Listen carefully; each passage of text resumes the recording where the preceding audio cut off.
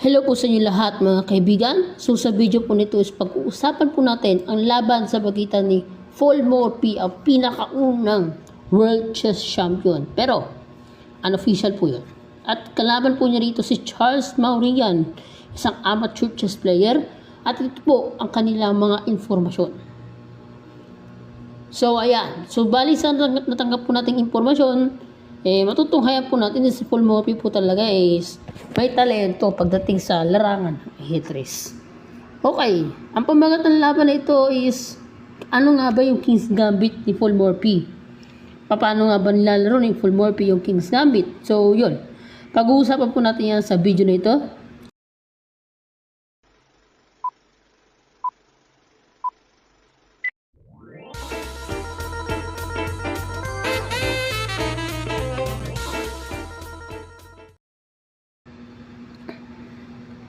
Kung hindi ka pa nga po nakapag-like, share, and subscribe, gawin nyo na po yan. Andyan lang po sa baba yung subscribe button. And pakihit na rin po yung notification bell na all para maging updated po kayo sa mga susunod pang chess videos. Ang ginawa ni Morphy, nag-E4. Nag-E5 si Mauryan. Nag-F4, of course, King's Gambit nga po. And King's Gambit accepted. Knight F3, book line. Dito nag-G5, suportahan ng pawn. Bishop C4, kaya tinignan po F7, nag-G4. Grabe talaga, umaatake din po ito si Mauryan, no? Pero uubra po kaya yan. Sa kauna-unang atakador pagdating sa chess. Pero, siyempre marami pa po atakador. Pero siya lang po yung talagang kilala natin, no? Sa D4, aba, talaga nga naman, grabe. Grabe, napakalupit ng D4 ni Volmorpi. Biruin mo, sa isang beginner player, normal sa atin na tumitira tayo ng knight palayo sa threat. Normal sa atin ito mga ganito ng tira.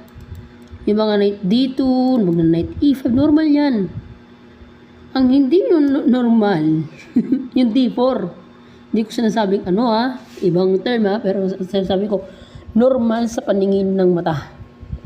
At hindi rin naman normal sa paningin ng computer dahil nga po bad move. Kinapture. Siyempre, libre. Siyempre, capturing na. Queen takes F3. Obligado. Force move. Nag-Knight C6. Ayun.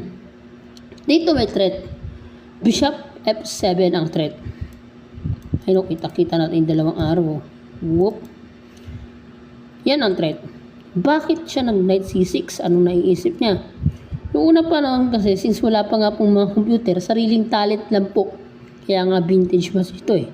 Sariling talent ng mga magagaling, mga nauna po sa atin na mga chess players.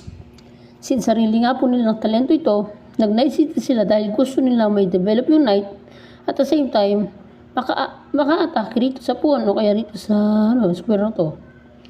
Or may galaw niya rin yung D6, tapos Bishop E6, something like that. Ang ginawa pa naman ni Morphy na Bishop F7, check, kinapture. Hindi walang kamalay-malay sa Mauryan na tabla ba to? O sabagay, tabla tayo. Diba? Tabla daw sila, kinain. Chumek ng good move. Grabe, napakagandang good move yan, So dito, pabuwas na pabuwas yung step ng king. Pakunti na pakunti, pasikip na pasikip.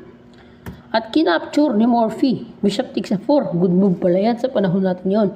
Best move pa dahil merong star. Nang Knight F6, bad move. Ang purpose ng Knight F6 is syempre para ma-neutralize na yung queen. Ang hindi inaasahan dito ng black, meron na po Bishop G4, G5. Pinning the king and tagos ang pin hanggang doon sa queen sa dulo sa D8. Tatagos yan. And with the coming E5 push pawn, para talagang totally mapuwersa yung black knight na mawala, makain. Dito nag Bishop G7. Siyempre naman, depensahan, kailangan. Nag E5 na. Ayan na. Since wala nga po mga pawn si Mauryan sa sentro, kaya ginawa ni Morphy, siya nang umagaw ng mga squares sa center. Lahat ng squares na ito ay kontrolado na po ng puti. Although merong knight, pero supportado na naman yan mamaya ng C3 or may mga tactics sa pawn kagaya po ng pin. Kaya hindi magawa ng black na maapag-counter control sa center. Ang usapan niya ng atake, nasa king side na.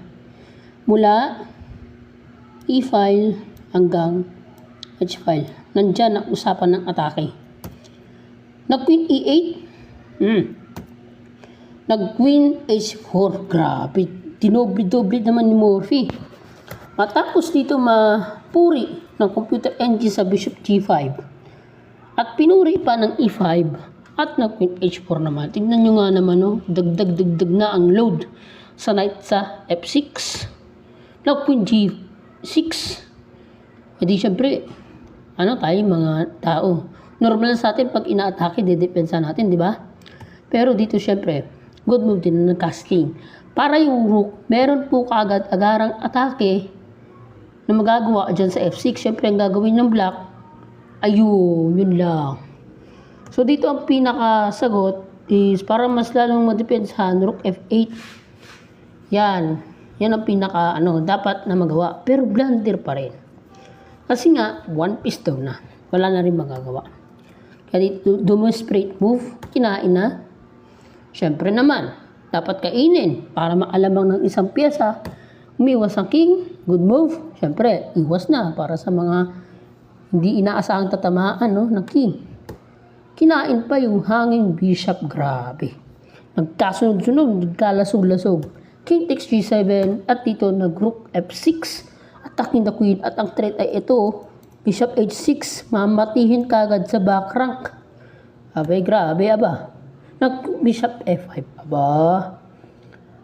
Gusto na itong i-block si Morphy sa mga gagawin niya. Kaso hindi niya inasahan, ay nakabitin niya pala yung queen.